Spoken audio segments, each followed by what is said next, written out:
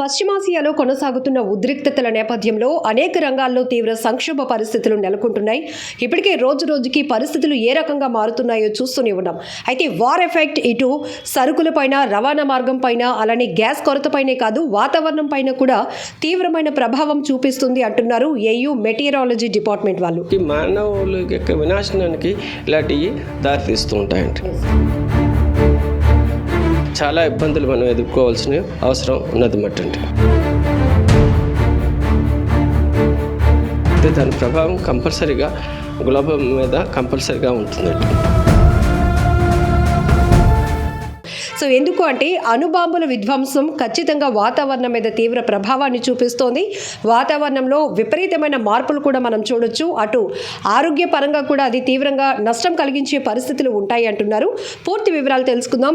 Atmosphere general circulation తీసుకున్నట్లయితే మీకు 3 cells కింద ఉంటాయండి. అంటే tropical cell, mid latitude cell, polar cell అని. అంటే రైజింగ్ ఎయిర్ ఈక్వెటర్ దగ్గర, తర్వాత 30 degrees దగ్గర ఏమో డిసెండింగు, అలాగే 60 degrees దగ్గర అసెండింగు, తర్వాత 90 degrees దగ్గర డిసెండింగు జరుగుతూ ఉంటుందండి. అంటే ఇక్కడ ఏమవుతుందంటే ఒక చోట జరిగినది పశ్చిమ చోట్ల కూడా ట్రాన్స్పోర్ట్ అవుతూ ఉంటుంది. దానివలన కంపల్సరీగా వాతావరణం మీద దాని యొక్క ప్రతికూలత ఉంటుంది. అంటే మనం ఫర్ ఎగ్జాంపుల్ తీసుకుని ఇదివరకు ఇరాక్ వార్ జరిగినప్పుడు కొన్ని చోట్ల చాలా ఎక్స్ట్రీమ్ రైన్ఫాల్ ఈవెంట్స్ కూడా చూపించినాయి ఆ సంవత్సరం. అలాగే ఇప్పుడు మనం తీసుకున్నట్లయితే హిమాద్రి స్టేషన్, అది మనకి తీసుకున్నట్లయితే 60 degrees అలా ఉంటుంది. అక్కడ మనకి బ్లాక్ కార్బన్ ట్రేసెస్ కనిపిస్తున్నాయి. యాక్చువల్గా అక్కడికి వెళ్ళి బ్లాక్ కార్బన్ అసలు మనం ఎక్స్పెక్ట్ చేయలేము. కానీ ఏంటంటే ఇక్కడ ఉన్నటువంటి బ్లాక్ కార్బన్ అక్కడ ట్రాన్స్పోర్ట్ అవుతుంది. అంటే ఇక్కడ అదేవిధంగా ఒక చోట ఎక్కడైనా సరే జరిగినట్లయితే దాని ప్రభావం కంపల్సరీగా గ్లోబల్ మీద కంపల్సరీగా ఉంటుందండి, ప్రపంచం మీద. అలాగే ఇప్పుడు ఏంటంటే ఇప్పుడు ఏదో జరుగుతుంది యుద్ధం. అలాగే న్యూక్లియర్ వార్ కానీ జరిగినట్లయితే అది విపత్కరమైనటువంటి పరిస్థితులను ఎదుర్కోవాల్సిన అవసరం మనం ఉంటుంది. అంటే ఏమవుతుందంటే సూట్ పార్టికల్స్ అన్నీ కూడా ఎంటర్ అయిపోయి అది సన్ రేడియేషన్ మనకి కట్ ఆఫ్ చేసేస్తుంది. దానివలన మనుషులు మనుగడకి చాలా ప్రశ్నార్థంగా మిగిలిపోతుంది. అలాగే పంటలు కూడా పండవండి.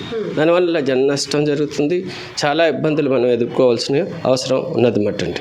సార్, ఇప్పుడు మీరు చెప్పినట్టు గతంలో కూడా ఇరాక్ యుద్ధ సమయంలో ఇట్లాంటి పరిస్థితులు చూసాం కాబట్టి ఇప్పుడు ఈ పశ్చిమాసియా పరిస్థితుల్లో కూడా ఈ రకమైన అనాలిసిస్ చేస్తూ ఉన్నారు. కొంచెం వివరంగా చెప్పండి సార్, ఏ రకంగా ఇబ్బందులు పడాల్సిన పరిస్థితులు? అంటే కంపల్సరీగా మనకి జనరల్ సర్క్యులేషన్ మీద ప్రభావితం చేస్తుందండి. అంటే ఇక్కడ ఏంటంటే ఏమాత్రం డిస్టర్బెన్స్ వచ్చినా వాతావరణంలో పరిస్థితులు మారిపోతూ ఉంటాయండి. అంటే మనకి ఎనామలీస్ చూపిస్తూ ఉంటాయి, ఎనామలస్ బిహేవియర్ని చూపిస్తూ ఉంటుంది. అందువలన మనకి అంటే ఎక్కడ ఉంటుందనేది పర్టికులర్గా మనం చెప్పలేం. అంటే కాకపోతే ఏంటంటే దానికి మనకి అట్మాస్ఫియరిక్ మోడల్స్ ఉపయోగించుకుని దాంట్లో ఇంజెక్ట్ చేసినట్లయితే ఏ ప్రాంతాల మీద ఏ ప్రభావం ఉంటుందన్నది మనం ఖచ్చితంగా చెప్పొచ్చు అండి. అంటే కంపల్సరీగా మాత్రం దీని యొక్క ప్రభావం ఉంటుంది. అంటే ఫర్ ఎగ్జాంపుల్ మనం తీసుకున్నట్లయితే ఇప్పుడు మనకి సదర్న్ ఆసిలేషన్ ఇండెక్స్ అంటున్నాం, ఎక్కడో చాలా వేల కిలోమీటర్లలో ఉన్నది. అలాగే నార్త్ అట్లాంటిక్ ఆసిలేషన్ ఇండెక్స్ తీసుకుంటున్నాం. దాంట్లో ఏమాత్రం మార్పులు సంభవించిన మన ఇండియన్ సమ్మర్ మాన్సూన్ సిస్టమ్ని ఇబ్బంది పెడుతున్నాయండి. కాబట్టి కంపల్సరీగా వీటి యొక్క రేడియేషన్ ఎఫెక్టు, లేకపోతే దాంట్లో ఉన్నటువంటి ఎరోజాల్స్ ఎఫెక్టు, ఇవన్నీ కూడా ప్రభావితం కంపల్సరీగా చేస్తూ ఉంటాయండి. సార్, ఇప్పుడు సమ్మర్లో ఉన్నాం మనం, దీనివల్ల ఏమైనా విపరీతమైన వర్షాలు పడటం జరుగుతుందో, ఏ రకమైన మార్పులు అది మనం ఖచ్చితంగా చెప్పలేమండి. దాని గురించి మనం ఖచ్చితంగా చెప్పలేము. కానీ దాని ప్రభావం వల్ల కొన్ని చోట్ల అనూహ్యమైనటువంటి వాతావరణం, ప్రతికూలమైనటువంటి వాతావరణ పరిస్థితులు ఏర్పడే ఛాన్సెస్ మనకు కనిపిస్తున్నాయి. అంటే మనం పర్టికులర్గా మనం ఇప్పుడు వేసవికాలంలో ఉన్నాం, ఇది ఆల్రెడీ గ్లోబల్ వార్మింగ్లో ఉన్నాం. అంటే యాక్చువల్గా న్యాచురల్ ఫ్యాక్టర్స్ తీసుకున్నట్లయితే మనకి గ్లోబల్ కూలింగ్కి అనుకూలంగా ఉన్నది. అంటే మ్యాన్ మేడ్ ఫ్యాక్టర్స్, ఆంథ్రోపోజెనిక్ ఎఫెక్టే మనకే కనిపిస్తూ ఉన్నది. అంటే మీరు కార్బన్ డైఆక్సైడ్ లెవెల్స్ మీరు తీసుకున్నట్లయితే అనూహ్యంగా పెరిగిపోతున్నాయండి ఇప్పుడంటే.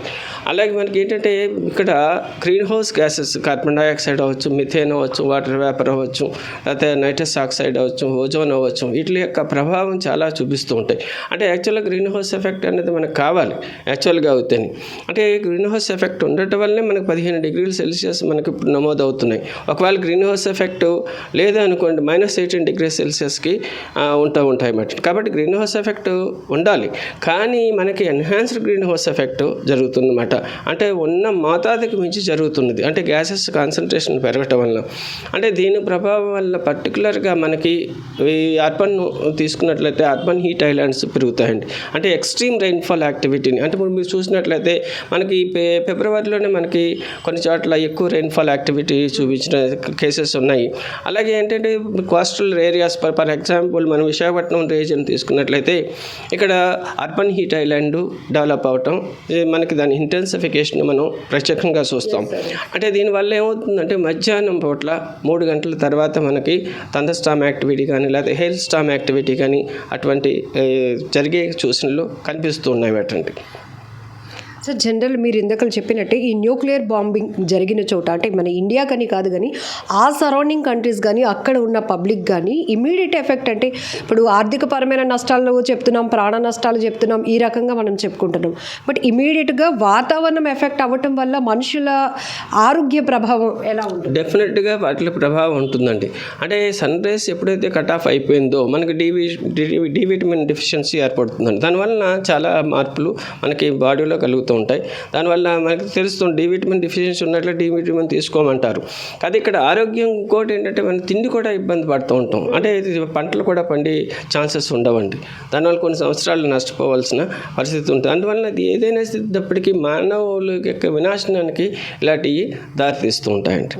ఇదే కనుక ఈ వార్ సిచ్యువేషన్ కొన్నాళ్ళ పాటు ప్రొలాంగ్ అయితే కనుక ఇంకెంత విపరీతమైన ధోరణి ఏర్పడుతుంది అంటే డెఫినెట్గా అంటే మనకి న్యూక్లియర్ బాంబింగ్ జరిగినట్లయితే చాలా విపరీతమైన పరిస్థితులు ఎదుర్కోవాల్సిన అవసరం ఉన్నదండి. అంటే అది జరగదే అని అనుకుంటున్నాను. ఏంటంటే ఈ లోపలనే వీళ్ళందరూ కూడా సంయమనం పాటించి అట్లీస్ట్ ఇప్పటికైనా సరే అందరూ కూడా ఒక రకంగా కలిసి ఉంటారని ఆశిస్తున్నాను అన్నమాట.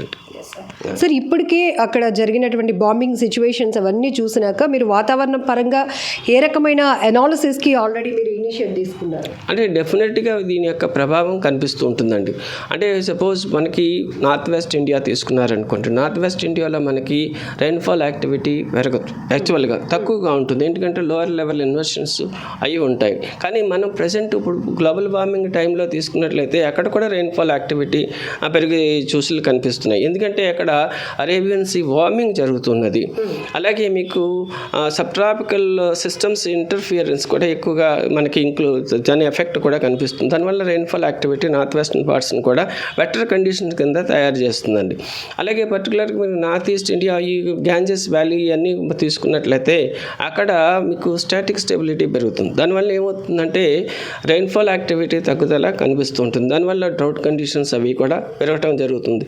అంటే ఈ పర్టికులర్గా ఇలాంటి వాతావరణాన్ని కంపల్సరీగా ఇలాంటివి డిస్టర్బ్ చేస్తూ ఉంటాయి అన్నమాట అండి. డెఫినెట్గా డిస్టర్బ్ చేస్తూ ఉంటాయి. అంటే ఇదంతా కూడా ఒకరికి కనెక్టెడ్ అన్నమాట. Everything is connected. అలాగే మనకి సబ్ట్రాపికల్ సిస్టమ్స్ మనకి ఎఫెక్ట్ చేస్తే మన సిస్టమ్స్ సబ్ట్రాపికల్ సిస్టమ్స్ని కూడా ఎఫెక్ట్ చేస్తుంటాయి. అలాగే మీకు పోలారిజమ్స్లో జరిగినటువంటి అనూహ్యమైనటువంటి మార్పులు, పర్టికులర్గా మీకు ఆర్కిటిక్ రీజియన్లో తీసుకున్నట్టు డబుల్ వార్మింగ్ అంటున్నారు ఇప్పుడు. అంటే చాలా విపరీతమైనటువంటి వార్మింగ్ జరుగుతున్నది. అంటే దాంతోపాటు ఇలాంటి ఎఫెక్ట్లు కూడా కలిసినాయి అనుకోండి, ఇంకా ఎన్హాన్స్డ్ ఎఫెక్ట్లు కూడా మనం చూసే ఛాన్సెస్ మనం కనిపిస్తున్నాయి అన్నమాట. సార్, దాని హీట్ వేవ్స్ చాలా గట్టిగా ఉంటాయి అంటున్నారు ఈ సమ్మర్లో. అవునండి. అంటే ఇక్కడ మనం ఆల్రెడీ గ్లోబల్ వార్మింగ్ ఎరాలోనే ఉన్నామండి. అంటే న్యాచురల్ ఫ్యాక్టర్స్ యాక్చువల్గా లేదు, దానికి అనుకూలంగా లేవు, కూలింగ్కి అనుకూలంగా ఉన్నది. కానీ ఆంథ్రోపోజెనిక్ ఫ్యాక్టర్స్ మాత్రం మనకి గ్లోబల్ వార్మింగ్కి ఎన్హాన్స్ చేస్తున్నాయి అన్నమాట. అంటే 23వ సంవత్సరం తీసుకున్నప్పుడు మీకు గ్లోబల్ చాలా ఎక్కువ టెంపరేచర్ చూపించింది. ఇంకా 24 ఇంకా ఎక్కువ చూపించింది. 25 ఇంకా రికార్డు బ్రేక్ చేసింది. 26 దాన్ని రికార్డ్ బ్రేక్ చేస్తుంది అంటున్నారు. అంటే ఇక్కడ అట్లీస్ట్ 0.5°C నమోదయ్యే ఛాన్సెస్ ఉన్నాయని చాలామంది అంటున్నారు. కాబట్టి మనకి వచ్చేటప్పటికి మనకి కోస్టల్ ఏరియాస్లో కానీ కొన్ని అనూహ్య పరిస్థితుల వల్ల 45 degrees కూడా వచ్చి సూచనలు ఉంటాయి. అంటే కొన్ని రోజుల పాటు ఉంటాయి. కత్మా చోట్ల బాగానే ఉంటుంది. ఎందుకంటే కోస్టల్ రీజన్స్లో విశాఖపట్నం తీసుకున్నట్లయితే మీకు ల్యాండ్ అండ్ సీ బ్రీజెస్ చాలా ప్లే చేస్తూ ఉంటాయి. అంటే ల్యాండ్ బ్రీజ్ సీ బ్రీజ్ వల్ల మీకు టెంపరేచర్ మోడరేట్గా ఉంటుంది ఇక్కడ. అంటే ఒక్కొక్కసారి మీకు నార్త్ వెస్ట్ లీస్ బలంగా ఉన్నప్పుడు, అంటే సినాప్టిక్ విండ్ బలంగా ఉన్నప్పుడు ఈ సీ బ్రీజ్ ఎఫెక్ట్ తగ్గిపోతూ ఉంటుంది. అటువంటిప్పుడు ఏమంటే 45 degrees అలా కూడా నమోదయ్యే ఛాన్సెస్ కనిపిస్తూ ఉంటాయి. బట్ నార్త్ వెస్ట్ ఇండియన్ తీసుకున్నట్లయితే మీకు 49 degrees అరౌండ్ 50 degrees వరకు కూడా నమోదయ్యే ఛాన్సెస్ కనిపిస్తాయండి. అంటే మనం ఏదైనప్పటికీ కూడా ట్రాన్స్పోర్ట్ అవి తగ్గించుకోవాలి. అంటే మనం ఎక్కువగా ఏంటంటే మనం వాకింగ్ అని లేకపోతే సైక్లింగ్ ఇలాంటివి కూడా ఆల్టర్నేటివ్ చూసుకోవాల్సిన అవసరం ఉన్నది. అంటే పబ్లిక్ ట్రాన్స్పోర్ట్ కూడా మనం ఉపయోగించవలసిన అవసరం ఉన్నది. అంటే అట్లీస్ట్ వీక్లో ఒక 2 సార్లు అయినా పబ్లిక్ ట్రాన్స్పోర్ట్ తీసుకున్నట్లయితే మనకు బాగుంటుందేమో అని అనిపిస్తుందండి.